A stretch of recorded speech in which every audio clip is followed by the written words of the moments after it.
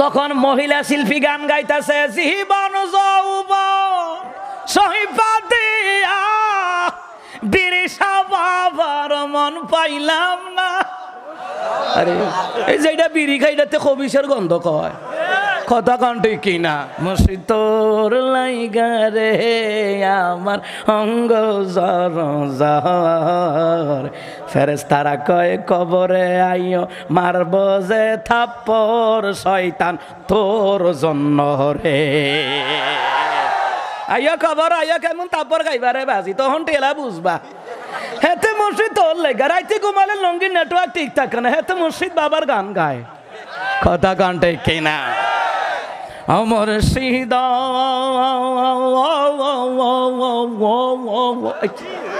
সুরের সাইজ দেখছেন নি? বট বৃক্ষের তলায় গেলাম ছায়া পাই বাহারাসে, ভাইও নাই রে বন্ধু নাই রে, গাজা খাইমু বসে রে মুর্শিদ। এটা আই বানাইছি আর কি, কারণ ভাইও নাই বন্ধু নাই, অহন হচ্ছে হাতে গোপন কামরায় আছে, অহন হাতে গাজা খাইব, এই কথা কন্যাকা।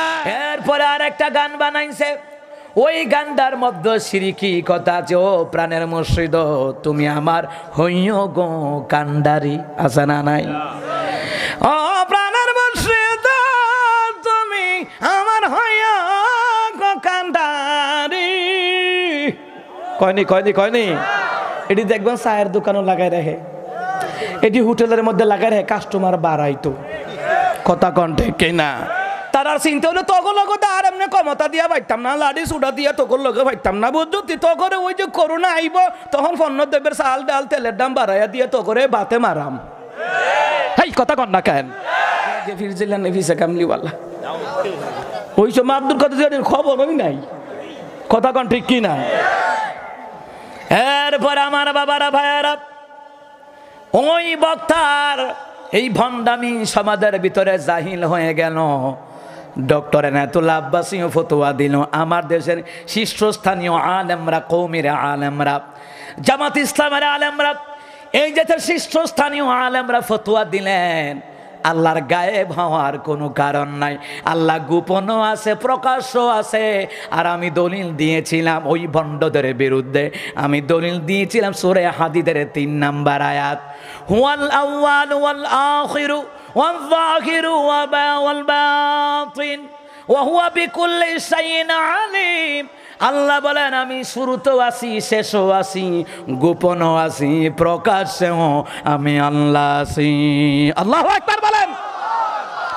যেখানে আমরা 4 জন, ওখানে কিন্তু আমরা 4 জন নয়, আমার আল্লাহ সহ আমরা 5 জন, ঠিক কিনা?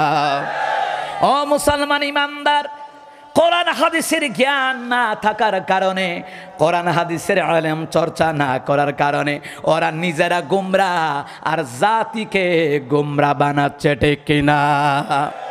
আবার সার্টিফিকেটের বড়াই দিয়ে আমির হামজার বিরুদ্ধে কত কথা বললো সার্টিফিকেট নিয়ে। আরে বেটা, সার্টিফিকেট এখন তৈরি করা যায়, সার্টিফিকেট মূল উদ্দেশ্য না, ভিতরে মাল থাকুন লাগবো, কথা কোন ঠিক কিনা? একজন লোকে গিয়া কয়, ডাক্তার ও ডাক্তার আপনি বলেন তো জিম্যাক্স আসেনি? বলেন না। নিউটেক আসেনি? বলে না। আপনারা এখানে লেখলেন এখানে সর্বপ্রকারের দেশি বিদেশি ওষুধ পাওয়া যায় বা যাবে, একসাথে 2টা ট্যাবলেট নাই, তাহলে আপনি সাইনবোর্ড নামায় কাইটা লেখেন কিছু কিছু ওষুধ পাওয়া যায়, পুরা ওষুধ পাওয়া যায় না, ঠিক কিনা? তোমাদের মুফতি নামক সাইনবোর্ড কাইটা দাও, কারণ তোমরা কোরআন হাদিসের মুফতি না। মুফতি নাম দিয়া সার্টিফিকেটের বড়াই করে করে, তো এত সার্টিফিকেট থাকলে কোরআন হাদিস দিয়ে দলিল ভিত্তিক আলোচনা কও, কথা কন না কেন? আমার প্রিয় বাবারা ভাইয়ারা, ভালো করে কান লাগান, ভালো করে কান লাগান। এই ভণ্ডামি করতে করতে মুসলমান ইমানদার এই ভণ্ডামি করতে করতে সীমা ছাড়িয়ে যাচ্ছে। সুতরাং চুপ থাকা যাবে না, ভণ্ডদের বিরুদ্ধে, বেদাতীদের বিরুদ্ধে, নাস্তিকদের বিরুদ্ধে, মুনাফিকদের বিরুদ্ধে সংগ্রাম করা লাগবে, ঠিক কিনা? আল্লাহর দন নবীর দিয়ে আল্লাহ গেল গায়ে বয়া, নবীর দন খাজা পাইয়া শুইছে খাজা আজমিরে। খাজা আজমিরে কেমনে শুইছে? ও মুসলমান ইমানদার, নবীর ধন কেউ পাওয়ার ক্ষমতা রাখে না। রহমত নবীর উপরে যখন কোরআন নাজিল করা হতো, এই কোরআনুল কারীম যখন নাজিল করা হতো, আমার নবী ঘেমে ঘেমে গোসলের মতো হয়ে যেতেন। তাহলে বোঝা গেল নবীর উপরে যে ওহী নামক ইলমের ধন কোরআনুল কারীম নাজিল করা হয়েছে, এই কোরআনুল কারীম দ্বিতীয়বার আর কারো উপরে নাজিল করা হবে না। কথা গন্টে কিনা? ও মুসলমান ইমানদার, আল্লাহ বলেন লাউ আনজালনা হাযাল কুরআনা আলা জাবালিন লারাআইতাহু খাশিআন মুতাসাদ্দিআন মিন খাশিয়াতিল্লাহ। ও নবী, আমি যদি পাহাড়ের উপর কোরআন নাজিল করতাম, পাহাড়টা আমি আল্লাহর ভয়ে ফেরে যেত, বিদীর্ণ হয়ে যেত। ও মুসলমান ইমানদার, নবীর উপর তো কোরআন নাজিল করা হয়েছে, খাজার উপরে তো কোরআন নাজিল করা হবে না। খাজার উপরে এইরকম কোটি কোটি খাজা বাবার উপরে কোরআন নাজিল করলে সহ্য করতে পারবে না। আমার নবীকে ওহীর ইলমের ভার সহ্য করার মতো আমার আল্লাহ পাওয়ার দিছে, ঠিক কিনা? আমার প্রিয় বাবারা, ভাইয়ারা, এই ভণ্ডামি করে করে জাতিকে গোমরা বানাচ্ছে, কথা বলেন ঠিক কিনা? আবার এই জাতির সামনে আবার ডিজে পার্টি, বিয়ের অনুষ্ঠানে আছে না নাই? মুর্শিদর লাইগা রে আমার অঙ্গ জর জর, ফেরেশতারা কয় কবরে আইও, মারব যে থাপ্পড় শয়তান তোর জন্য রে। আইয়া খবর, আইয়া কেমন তাপর গাইবারে বাজি, তখন টেলা বুঝবা। হেতে মুর্শিদ তোর লেগা, রাইতে ঘুমালে লঙ্গি নেটওয়ার্ক ঠিক থাকে না, হেতে মুর্শিদ বাবার গান গায়। কথা গানটা কিনা? মুর্শিদ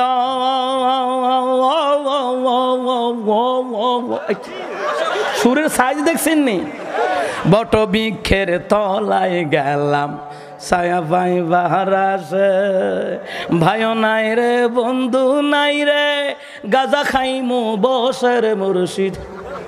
এটা আই বানাইছি আর কি, কারণ ভাইও নাই বন্ধু নাই, অহন হয়েছে হাতে গোপন কামরায় আছে, অহন হাতি গাজা খাইব। এই কথা কন না কেন?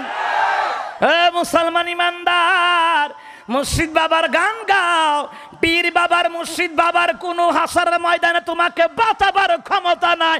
যেই জায়গায় সমস্ত নবীরা নাফসি নাফসি বলে কাঁদবে, ওখানে পীর বাবা, খাজা বাবা, তালা বাবা, বন্ডা বাবার, পীর বাবার উপায় থাকবে না। আকীদা সাফ করেন।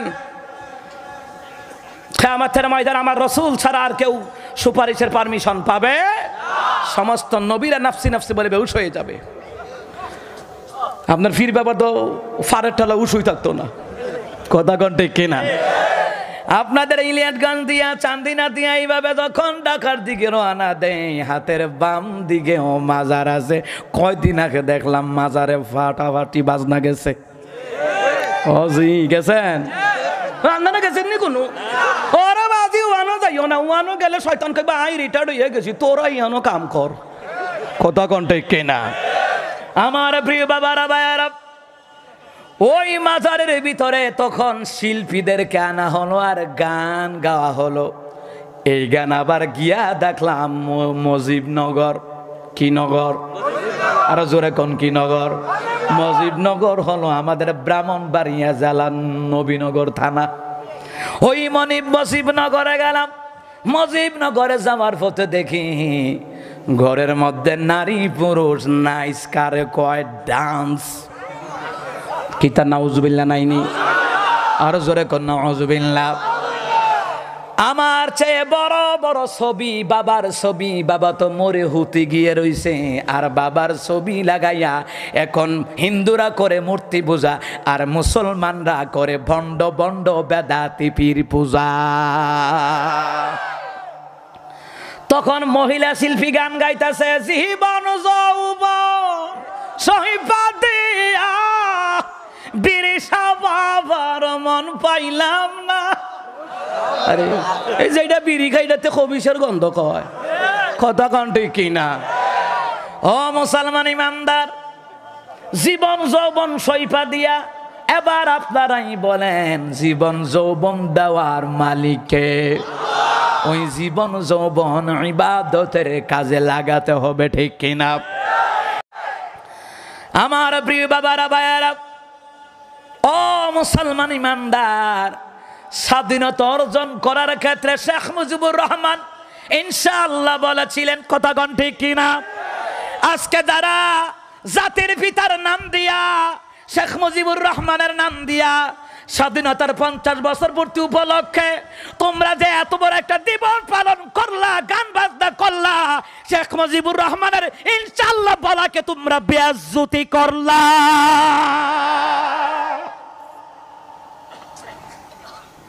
উনি যদি জীবিত থাকতো তখন বলতো তোদের মতন কুলাঙ্গার নেতা নেত্রী দরকার নাই, কথা কোন ঠিক কিনা? যেই মানুষটা ইসলামিক ফাউন্ডেশন তৈরি করে দিয়ে গেলেন, বিশ্ব ইজতেমার জন্য মাঠ নির্ধারণ করে দিয়ে গেলেন, কথা কোন ঠিক কিনা? এই লোকটা ইসলামের জন্য যেই কতগুলো কাজ করে গেল, আজকে তার নামে 16 ডিসেম্বর করা হয়, তার নামে 21শে ফেব্রুয়ারি করা হয়, 31st নাইট করা হয়, যত প্রকারের নোংরামি দরকার সবগুলা কামরাই বসে বসে করে। এই কথাগুলি আলেমরা তুইলা ধরলে হুজুর রাজনীতির কোনো কথা কইেন না। ও হুজুরের রাজনীতির কথা কইলে তোমরা আকাম কুকাম পাস হয়ে যাবো গা পাপিয়ার মতন আর শাহেদার সাফরিনার মতন, কথা কোন ঠিক কিনা? এই জন্য হুজুর করে মিথ্যা মামলা দিয়ে জেলখানায় রাখছো, এর লেগে নি রাখছো। আমার প্রিয় বাবারা ভাইয়ারা, এই দেশে যদি আলেম ওলামারা না থাকতো, হক্কানি আলেমরা যদি না থাকতো, এই দেশের জনগণের উপরে অত্যাচারের স্টিম রুলার চালু হয়ে যেত, ঠিক কিনা? অত্যাচারের দেখছেন কি মিয়া? আমনে কোন হুজুর আমরা তো মারধর করে না, আরে বাজি হুনো না। ও মুসলমান ইমানদার, গ্রাম অঞ্চলের মায়েরা বলতো যারে মারাম আতে তারে মারাম ভাতে। তার চিন্তা হলো তখন লোক আর এমনি ক্ষমতা দিয়া পাইতাম না, লাড়ি সুডা দিয়া তখন লোকে পাইতাম না, বুঝছি তখন ওই যে করোনা আইব তখন পণ্য দ্রব্যের চাল ডাল তেলের দাম বাড়াইয়া দিয়ে তো করে বাতে মারাম। এই কথা কন না কেন? আমার প্রিয় বাবারা ভাইয়ারা, ও মুসলমান ইমানদার, এই গান বাজনার রসাতনে শেখ মুজিবুর রহমানের স্বাধীনতা গেছে অপমানের তলে, ঠিক কিনা? গান বাজনা ছাড়া যেন কোনো কিছু হয় না। কি একটা ফিডা ফিডে ডুলের মধ্যে ফেরেশতারা কাইয়রে বাজি খবর, যে গদির মধ্যে বইয়া অবৈধ শাসনগিরি করছিলা, আরে আলিম উলামারে টুপিওয়ালারে যত রকমের মৌলবাদ গালাগালি করছিলা, তখন তোমরা খবর আইও গাদির লগে গদিও বাড়াই লাইয়াম, কথা গান ঠিক কিনা? গদির লাগে গাদিও থাকতো না, ঠিকভাবে গদি চালাইও, কথা গান ঠিক কিনা? গদি চালাইবো কেমনে? ধর্মমন্ত্রীর দায়িত্ব দিছে আমাদের প্রধানমন্ত্রী, ধর্মমন্ত্রীকে খালি হাত দন, খালি হাত দন, মসজিদে যায়েন না, ওয়াক্তিয়া নামাজে 5 জন, জুমার নামাজে 12 জন, আর বেশি যাইতে পারতেন না। আল্লাহ কই গণ গণ বেশি বেশি মুসল্লি, বেশি বেশি আল্লাহওয়ালা যেখানে জমায়েত হয় ওখান থেকে একজনকে অলি বানায় সবার দোয়াটা কবুল হয়। হিয়া নাইছে আপনারে দূরে রাখতে আছে। আর কত রকমের বিজ্ঞাপন, করোনায় আক্রান্ত হয়েছেন, স্যাবলম দিয়ে 20 সেকেন্ড ধরে আপনার হাতকে ভালোভাবে ধৌত করুন, বিজ্ঞাপন দিতে আছে। হাঁচি দেওয়ার পর রুমাল অথবা টিস্যু ব্যবহার করুন, কথা কোন ঠিক কিনা? কিতা বিজ্ঞাপন শুনেন না নি আপনারা? সামাজিক দূরত্ব বজায় রাখুন, জনস্বার্থে বাংলাদেশ টেলিভিশন, কি শুনেন নাই?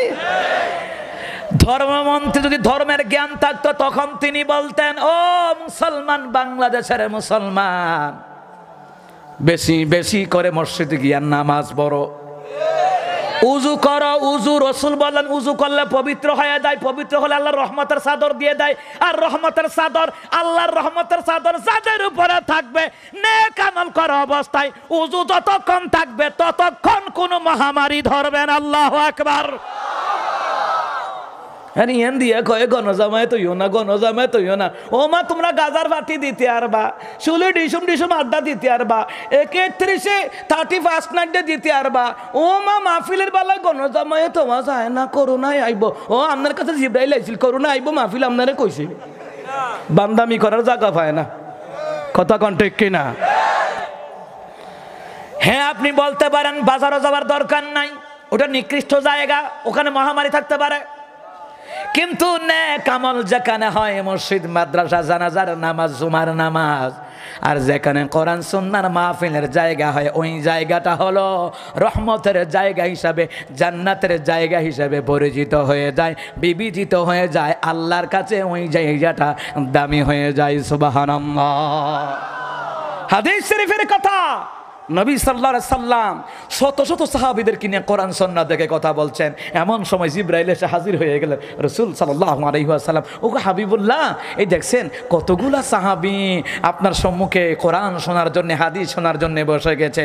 ওগো রাসূল, আপনি তাদেরকে জানায়া দেন না, যারা কোরআন সুন্নাহর মজলিসে বসেছে আল্লাহ তাদেরকে রহমতের চাদরের মধ্যে আল্লাহ জায়গা দিয়ে রাখছে।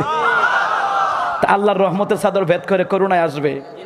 যত লোক করুণায় মারা গেছে অন্য জায়গা থেকে করুণায় ধরছে, কিন্তু মাহফিল থেকে, মাদ্রাসা থেকে, মসজিদে নামাজ পড়া অবস্থায়, জানাজার নামাজের অবস্থায়, কোরআন শোনার, কোরআন এবং হাদিসের কথা শোনা অবস্থায় করুণায় ধরছে, এমন রিপোর্ট কেউ দেখাতে পারবে না। কথা কোন ঠিক কিনা? কারণ এই জায়গাটা জান্নাতের জায়গা। তিরমিজি শরীফের হাদিস, রাসূল বলেছেন মসজিদ জান্নাতের জায়গা, মাদ্রাসা জান্নাতের জায়গা, মাহফিল জান্নাতের জায়গা। সুবহানাল্লাহ বলেন। কিছু লোক একটা মসজিদ বসলো, একটা সালিশ করার জন্য বসলো, ওই জায়গাটা যদি কোরআন সুন্নাহ দিয়ে বিচারটা কার্যক্রম করা হয় ওই জায়গাটাও জান্নাতের জায়গা হয়ে যায়। আর আস্তে কোন সুবহানাল্লাহ, আর যারা কোন সুবহানাল্লাহ। আমার প্রিয় বাবারা, ভাইয়েরা, যেই কথাটুকু বলতেছিলাম ভালো করে গান লাগান। এত যেই কথাগুলি বলতেছিলাম রে আমার বাবারা, ও মুসলমান ইমানদার, ও ইলিয়াসগঞ্জের মুসলমান, ভালো করে কান লাগান। চান্দিনা থানার মুসলমান, ভালো করে কান লাগান। এই কোরআন সুন্নাহর বিরোধী, যতক্ষণ পর্যন্ত কোরআন সুন্নাহ বিরোধী কাজ বন্ধ না হবে ততক্ষণ পর্যন্ত করুণাও বন্ধ হবে না। পাপাচারের কারণে আল্লাহ মহামারী বাড়াই দেয়। কিসের কারণে? পাপাচার যখন বেড়ে যায়, দুর্নীতি যখন বেড়ে যায়, দোষী মানুষগুলো যখন জেলখানার বাহিরে থাকে, নির্দোষ মানুষগুলো যখন জেলখানার ভিতরে থাকে, তখনই কিন্তু আল্লাহ পাক দুনিয়ার মানুষের মধ্যে রাগান্বিত হইয়া করুণায় মহামারী আমার আল্লাহ বাড়ায়া দেয়। কথা বলেন ঠিক কিনা? দোষী মানুষ, সন্ত্রাস ক্যাডার, ইয়াবা ব্যবসায়ী, গাঁজা ব্যবসায়ী ওপেনলি ঘুরতেছে। আপনার টাকা পয়সা নাই, কোনো বিচার নাই, থানায় গেলে বলবে তদন্ত চলতে আছে। কথা কোন ঠিক কিনা? তদন্ত চলতে আছে কইয়া হেইয়া 20 বছর কাটিয়ে গেছে, আপনার জীবন থেকে শেষ, বিচার কোনো খবর। আল্লাহ জাতিকে হেদায়েত করুক, জোরে কোন আমিন। আর আস্তে কোন আমিন। আমার প্রিয় বাবারা, ভাইয়েরা, বলছিলাম যেই কথাটুকু বলতে বলতে এত দূর পর্যন্ত গেলাম, এই গান বাজনা গুলা হারাম করে দিলেন কে? জীবন যৌবন সৈপাত দিয়া নাকি বাবার মন পাইছে না, এরকমের গান। গানের আড্ডায় কোনো বাধা নাই, মাহফিলের নাম শুনলে অনুমতি লাগে। কথা কোন ঠিক কিনা? আমার প্রিয় বাবারা, ভাইয়েরা, তাহলে তো আল্লাহ নবী সাল্লাল্লাহু আলাইহি সাল্লামের কথা বলছিলাম, গানের মাধ্যমে আমার দেশের মধ্যে শিরকি গুনাহ জোরে কোনা জানা নাই। ওই গান বাজনার মধ্যে আমার দেশের অসংখ্য নেতারা সভাপতি, সেক্রেটারি। কথা কোন ঠিক কিনা? ও মুসলমান ইমানদার, হাজারো কোটি গানের সভাপতি আর একটা মাহফিলের সভাপতি হওয়া অনেক দামি, অনেক দামি, ঠিক কিনা? একটা মাহফিলের কমিটিতে থাকা, একটা মসজিদের কমিটিতে থাকা, মাদ্রাসায় কমিটিতে থাকা, এটা যেমন তেমন কথা নয়। আপনি মসজিদ, মাদ্রাসার, মাহফিলের কমিটিতে থাকা মানে নবীর দাওয়াতি কাজের দিকে আঞ্জাম দেওয়া। আল্লাহু আকবার বলেন। আমার প্রিয় বাবারা, ভাইয়েরা, যদি কোরআন হাদিসের জ্ঞান থাকতো, এই বন্ড বেদাতিগুলি গানের নামে, ওলিদের নামে কখনো মিথ্যাচার করতো না, ঠিক কিনা? এরপরে আর একটা গান বানাইছে, ওই গানটার মধ্যে শিরকি কথা আছে। ও প্রাণের মুর্শিদ, তুমি আমার হইও গো কান্ডারি, আছে না নাই? ও প্রাণের মুর্শিদ, তুমি আমার হইও গো কান্ডারি। কয়নি কয়নি কয়নি? এটি দেখবেন চায়ের দোকানও লাগাই রাখে, এটি হোটেলের মধ্যে লাগাই রাখে, কাস্টমার বাড়াইতো। কথা কোন ঠিক কিনা? কিন্তু আপনি কি জানেন, ব্যবসা হলো হালাল, ওই ব্যবসার বিদ্যে যারা গান বাজনা ঢুকায়া দেয় তার ব্যবসাটা আর সুন্নত তরিকায় থাকে না, তার ব্যবসাটা হারাম পন্থায় হয়ে যায়, ঠিক কিনা? আমার প্রিয় বাবারা ভাইয়ারা, এই বিয়ের অনুষ্ঠানেও গান বাজনা হয়, সুন্নত খতনার অনুষ্ঠানেও গান বাজনা হয়। যেই বিয়ের মধ্যে গান বাজনা হবে ওই বিয়েতে দাওয়াত খাওয়া যাওয়া জায়েজ নাই। যদি নবীর উম্মত দাবি করে থাকেন, আল্লাহর বান্দা দাবি করে, হতে পারে আপনার আপন লোকের দাওয়াত, গান বাজনা হয়েছে, ওই দাওয়াতে আপনি যাবেন না, ওই দাওয়াতে যাওয়া জায়েজ নাই। প্রয়োজনে আপনি 500 টাকা দিয়ে গোশত না আব্বা আম্মা নিয়ে খান, সদগার সওয়াব আল্লাহ আপনার আমল নামায় দান করে দেবে, জোরে কোন সুবহানাল্লাহ। আমার প্রিয় বাবারা ভাইয়েরা, গান বাজনার আয়োজন করে হাজার হাজার টাকা ব্যয় করে, ইমাম সাহেব হুজুর বিয়া পড়াইলে 200 টাকা 300 টাকা, কথা গান ঠিক কিনা? এটি যে কত বড় সেচ্চর, এটা আল্লাহ ছাড়া কেউ জানে না। এই সেচ্চর মানুষ, কৃপণ মানুষ আল্লাহ পছন্দ করে না। আজকে আমার পূর্বে যে বক্তা কালেকশন করলেন, একজন ব্যক্তি দিয়েছে 20,000, আর কয়েকজন 5,000, 10,000 টাকা কেউ দিছিল নি? একজনে দিছে। 2,000ও নাই, 1,000ও নাই, দিচ্ছেন নেই?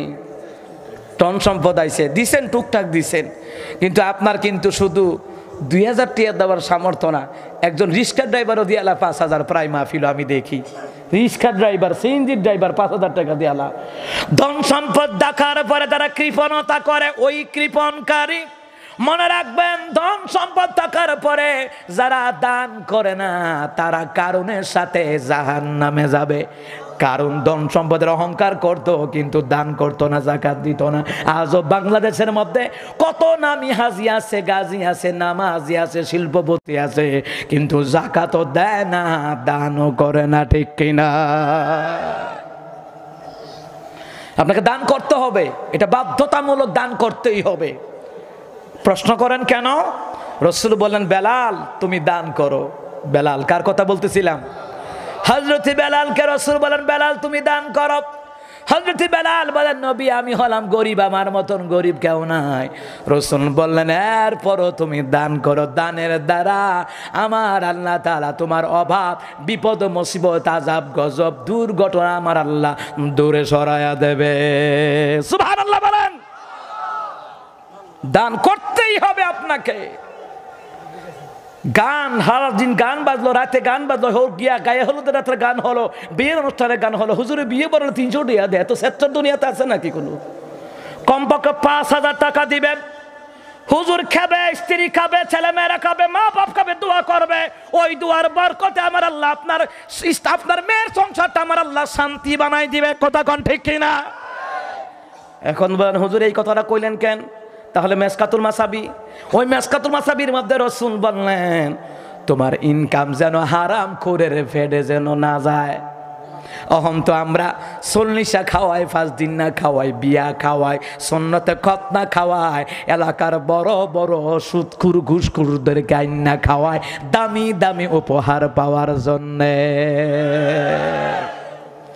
গরিব লোকরা কেউ দাওয়াত দেয় না, টাকা দিতে পারতো না, এই জন্য দাওয়াত দেয় না, কথা কোন ঠিক কিনা? আপনার ইনকামের খাবারটা তো খাবেন নামাজি ব্যক্তি। রাসূল বললেন, তোমার ইনকামের যেই খাবারটা এটা যেন হারাম খুরের পেটে যেন না যায়, দুর্নীতিবাজ পেটে যেন না যায়। যদি খাওয়াইতে হয় নামাজি আল্লাহওয়ালাকে খাওয়াও। সুবহানাল্লাহ নাই? মুসলমান ইমানদার দাওয়াতে গেলে দেখা যায় সব কটা হলো বেনামাজি, কয়েকজন মুষ্টিবদ্ধ মুরব্বী নামাজি ছাড়া বাকি সবগুলা বেনামাজি। জুমার নামাজের বিয়ের অনুষ্ঠানে রাক্ষসের মতন খায়, অর্ধেক মানুষ জুমার নামাজ পড়ে না, আর মহিলারা তো পড়েই না, কথা কন না কেন?